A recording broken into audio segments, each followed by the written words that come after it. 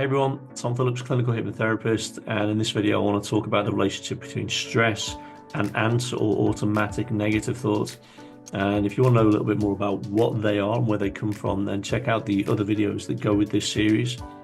So stress and ANTs are very closely related.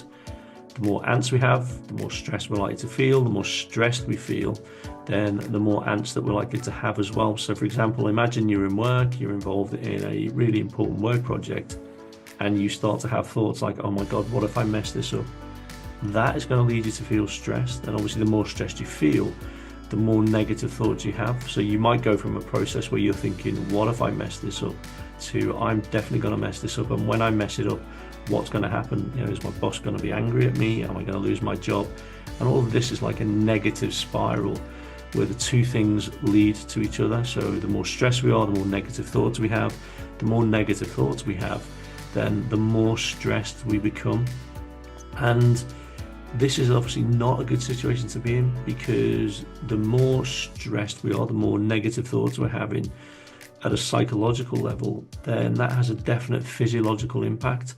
So it begins to impact our body, and we might notice that we are feeling uncomfortable, irritable. We might notice that our heart feels like it's beating faster or it's racing. We might notice that we're sweating more, we have muscle tension, we might have headaches, we're not sleeping properly, we're not eating properly, we're not great company to be around for our partners or our kids or our work colleagues. So all of this has that negative cycle that we really need to get out of as quickly as possible, because the more stressed we are, the more stress hormones we release. So things like cortisol and adrenaline, which do serve a purpose, but they only serve a purpose at certain times when we go into that fight or flight mechanism that you probably heard of.